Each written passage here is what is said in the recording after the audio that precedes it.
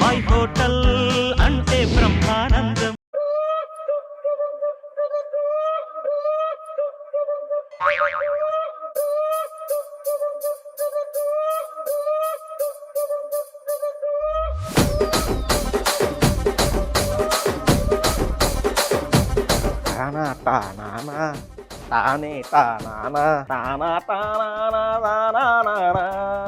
బాబాయ్ పాడింది చాలు కానీ గుడ్ మార్నింగ్. గుడ్ మార్నింగ్ కానీ అవన్నీ అక్కడ ఎందుకు పెట్టావు? నేనే పెట్టినా, ఇప్పటి నుంచి అవన్నీ అక్కడే ఉంటాయి. ఎందుకు? లేకపోతే ఎవడో దొంగలు పడుతున్నారు మన హోటల్లో. హోటల్లో దొంగలు ఎవరున్నారా? ఉన్నది నువ్వు నేనే కదా.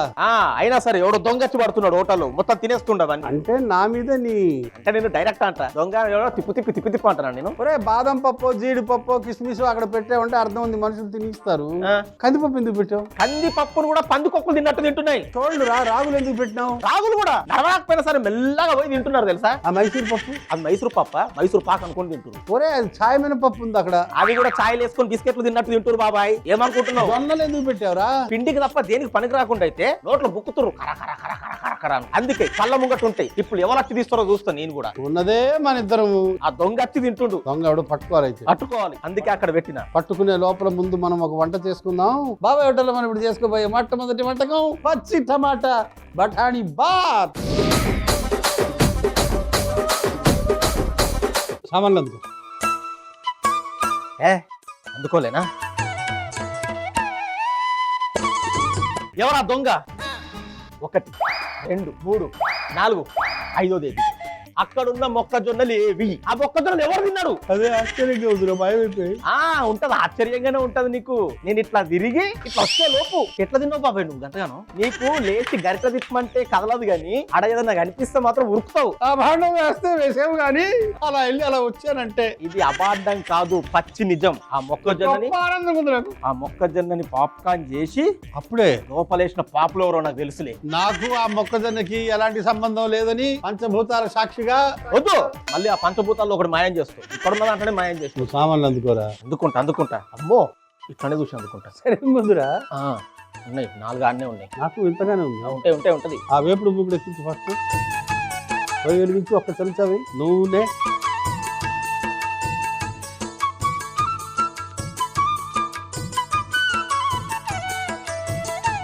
ఫస్ట్ ధనియాలు, సోంపు, దాల్చిన చెక్క, అనాస పువ్వు, లవంగాలు, యాలకులు, జీలకర్ర,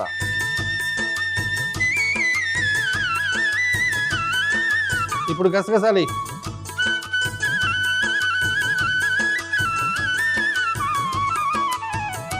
పచ్చిమిరపకాయలు, కొంచెం వేయించి కొబ్బరి ముక్కలు,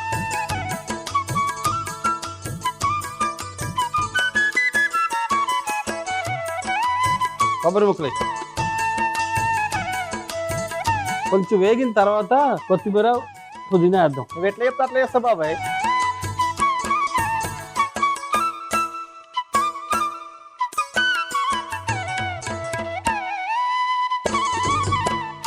కొత్తిమీర,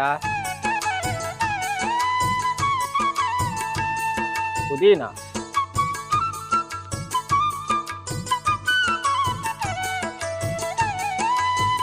బిర్యానీ డేక్స్ ఎక్కించి నూనె వేయి 8 గంటలు పొయ్యి వెలిగించి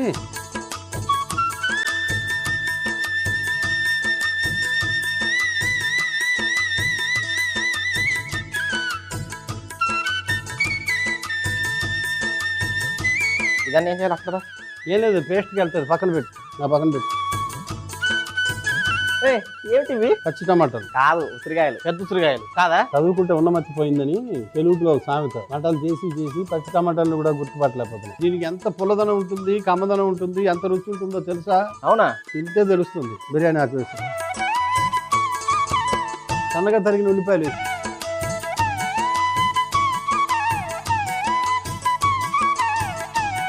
మూడు చెంచాలు ఉప్పు,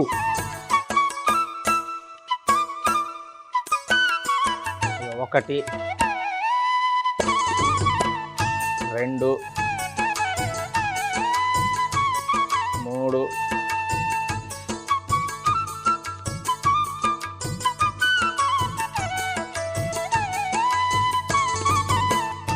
కరివేపాకు వేసి, అల్లం వెల్లుల్లి,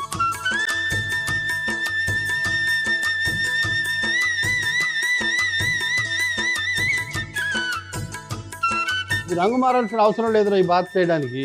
రంగు మారడానికి ముందే టమాటాలు వేసేసి మూత పెట్టి మగ్గించాలి. అయితే వేసేస్తా. వేసేయి. ఈజీ నాకు ఇట్లాంటివి అయితే. మనిషికి ఏది సులభంగా జరుగుతుందో దాన్ని ప్రేమిస్తాడు. ఎప్పుడైతే మనిషి తన కంఫర్ట్ జోన్ వదిలి పక్కకు వస్తాడో అప్పుడే అభివృద్ధి జరుగుతుంది సమాజంలో. ఇది ఎవ్వడికి అర్థం కాదు, వినరు.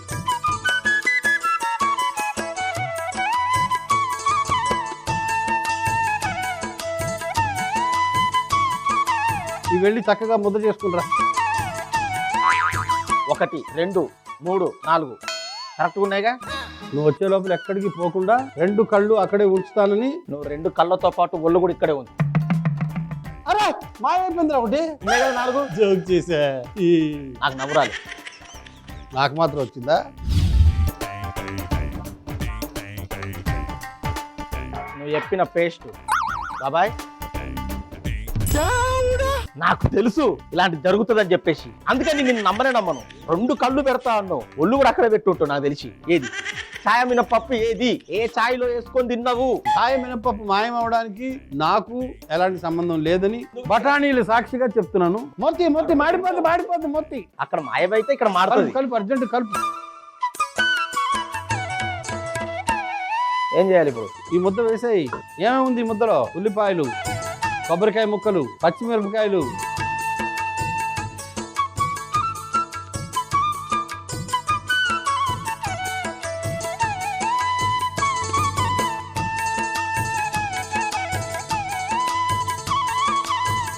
ముప్పావు జగ్గు నీళ్ళు.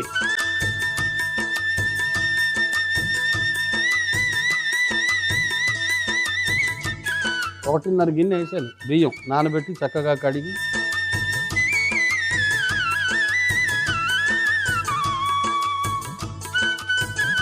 ఈ నీళ్ళు కలిపి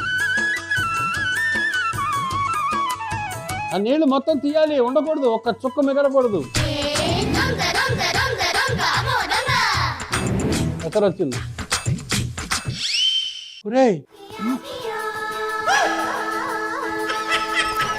మహానుభావా, నేను ఇక్కడే ఉన్నాను.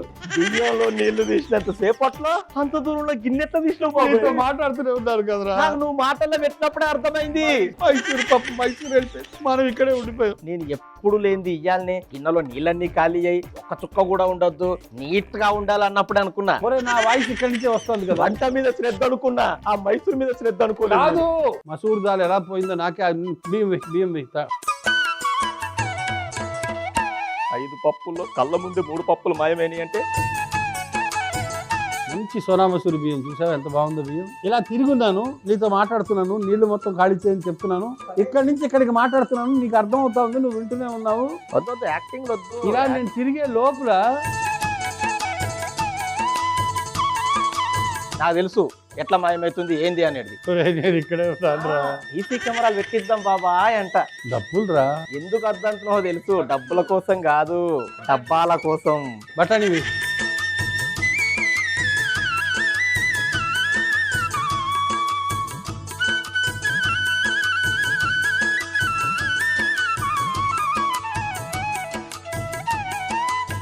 ఒక్కసారి కలిపేసి మూత పెట్టి.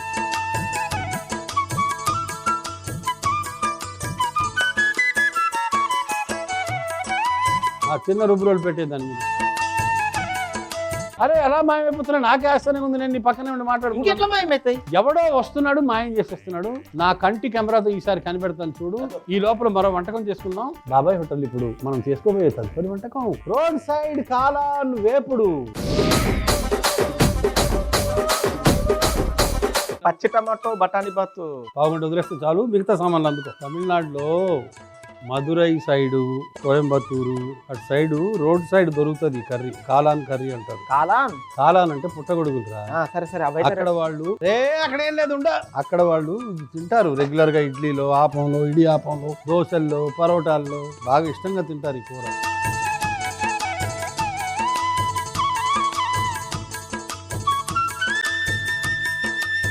కొంచెం ఉప్పు వేసి క్యాబేజీ ముక్కల్లో కలిపాను, ఎందుకంటే మెత్తబడతాయి. పుట్టగొడుగుల్లో కూడా కొంచెం ఉప్పు వేసి బాగా కలిపాను, మెత్తబడతాయి. ఈ రెండు ముందు కలిపి చెప్తాను, మళ్ళీ ఈ రెండు ఒక దగ్గర కలపాలి. అంతే. ఫుల్ కలిపి ఇంట్లో ఉప్పు వేసి కలిపినావు, అందులో ఉప్పు వేసి కలిపినావు, అంతే. వెయ్యి ఈ రెండు ఒక దగ్గర కలపనికి ఏముంది? నువ్వు నాకు సలహాలు చెప్పకురా. కలుపు, రెండు బాగా కలుపు.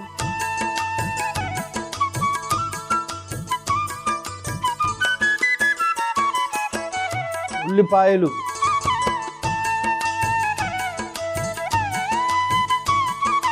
పచ్చిమిరపకాయలు అన్ని ఇందులోనే పిసుకాలా?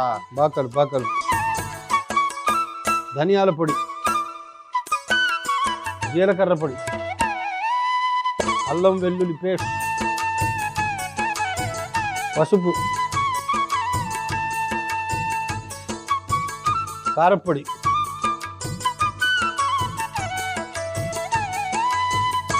మొక్కజొన్న పిండి, మైదా. బాగా కలిపేస్తే అర్థమవుతుందిరా నీళ్ళు అవసరం ఉందో లేదో నీకే తెలిసిపోద్ది.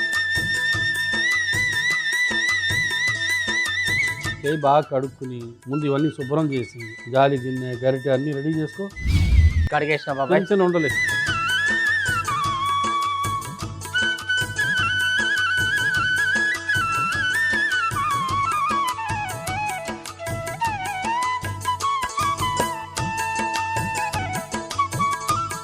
బఠానీ బాత్ పొయ్యి కట్టే, ఆ బరువు తీసేదాన్ని నెత్తి మీద వేరే చోటుకు మార్చి ఆ గిన్నె పొయ్యి మీద పెట్టి పొయ్యి వెలిగించి ఒక 6-7 గరిటెలు నూనె వేయి. అక్కడ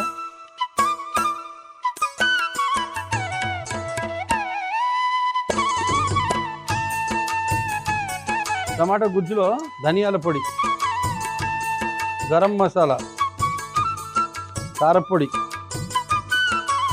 పసుపు, జీలకర్ర పొడి, మిరియాల పొడి. నేను కలుపుతాలే నీళ్ళు. వెయ్యి బలంగానే వెయ్యి, కింద నుంచి ఎగురుతాయి. కాళ్ళ ఉండలు తీసేయి.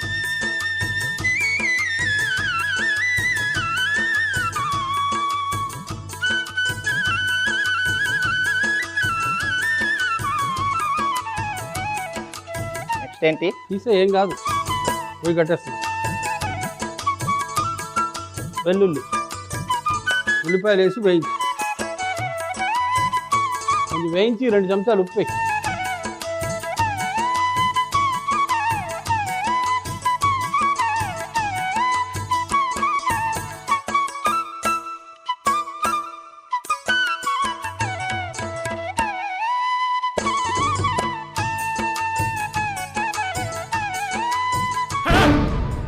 కాదు నేను ఇప్పటిదాకా చూస్తలేను. అక్కడ 2 ఉండాలి కదా, నేను వీళ్ళకి ఎలా కనబడుతున్నాను? నాతోనే ఉన్నావు కదా, మధ్యలో ఎప్పుడు వేరు ఉండు వాడికి. ఈ నూనె అక్కడ పెట్టు. అది కూడా మాయమైపోతుంది. లేదు, నేను పోను. సరే అయితే కరివేపాకు.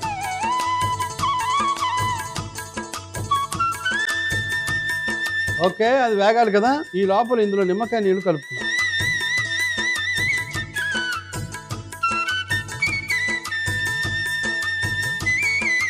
ఈ టమాటా గుజ్జును వేయము.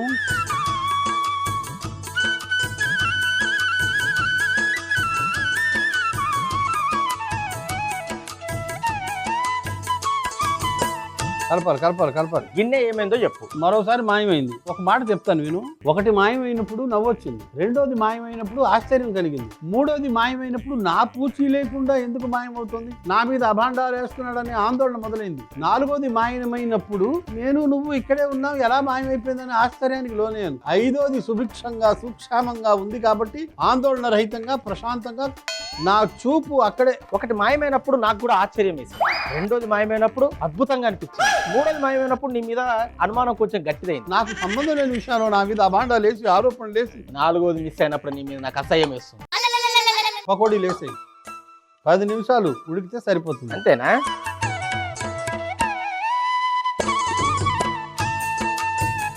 మూత పెట్టేసి ఒక 10 నిమిషాలు వదిలే. ఈ లోపల కాస్త ఇవన్నీ తీరా, మూత తీయాలా? చక్కెర తగిలిస్తే అదొక రుచి. చక్కెర చక్కెర చక్కెర చక్కెర వేయనా.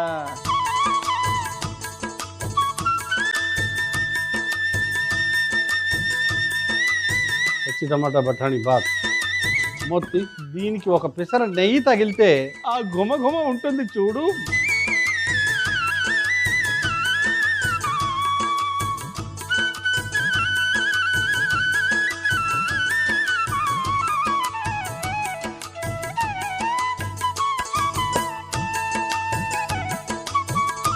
కొత్తిమీర పచ్చి బఠానీ ఎక్కువ వేయబాకు, చాలు. బఠానీ, పచ్చి టమాటా బఠానీ బాత్. రోడ్ సైడ్ కాలాన్ వేపుడు. ఆ గిన్నె తీసుకో, కాడ గిన్నె.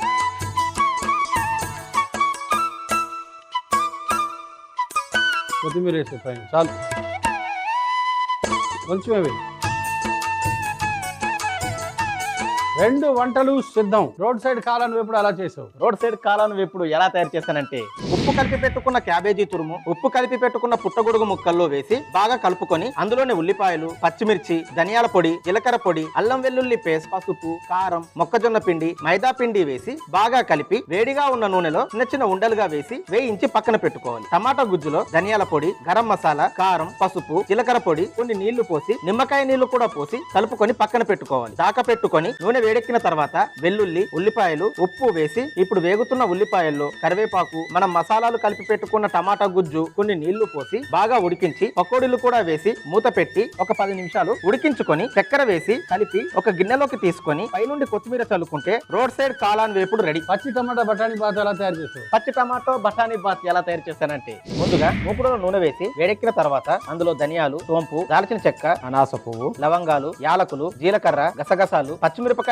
వేసి వేయించి అందులోనే కొబ్బరి ముక్కలు కూడా వేసి వేయించి కొత్తిమీర, పుదీనా కూడా వేసి ముద్ద చేసుకుని పక్కన పెట్టుకోవాలి. తర్వాత ఢేక్షాలో నూనె వేసి వేడెక్కిన తర్వాత అందులో బిర్యానీ ఆకు, ఉల్లిపాయలు, ఉప్పు వేసి అందులోనే కరివేపాకు, అల్లం వెల్లుల్లి పేస్ట్, పచ్చి టమాటా ముక్కలు వేసి బాగా కలిపి మూత పెట్టి మగ్గనివ్వాలి. మనం తయారు చేసుకున్న ముద్దను మగ్గుతున్న టమాటాలో వేసి బాగా కలిపి సరిపడా నీళ్లు పోసి ఎసరు వచ్చిన తర్వాత నానబెట్టిన బియ్యం వేసి బఠానీలు కూడా వేసి ఒకసారి కలిపి 15 నిమిషాలు ఉడికించుకొని పైనుండి నెయ్యి వేసి ఒక గిన్నెలోకి తీసుకొని పైనుండి పచ్చి బఠానీ, కొత్తిమీర చల్లుకుంటే పచ్చి టమాటా బఠానీ బాత్ రెడీ. పద తిందాం. ఈ కాలాన్ వేపుడు చేస్తుంటే ఎప్పుడెప్పుడు నోట్లో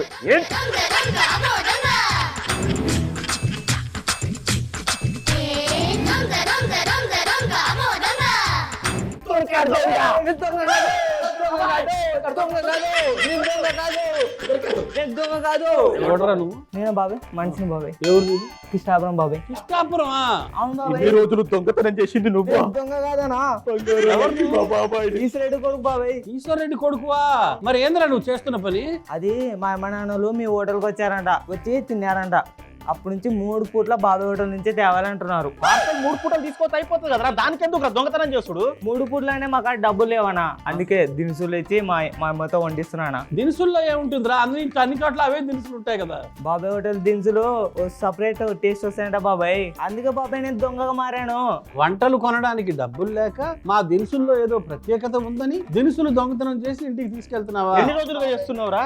ఒక 6 నెలలనా. 6 నెలల నుంచి బంగారం లాంటి మా బాబాయ్ దొంగ దొంగ దొంగ అని అనుకొని ఎంత బాధపడ్డాడో తెలుసా?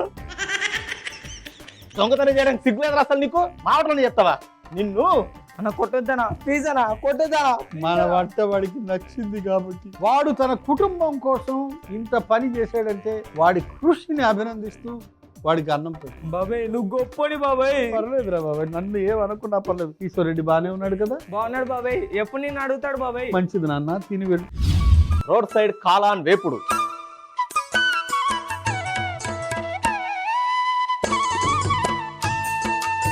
పచ్చి టమాటా బఠానీ బాత్ ఎలా ఉందో చెప్పండి దొంగ గారు.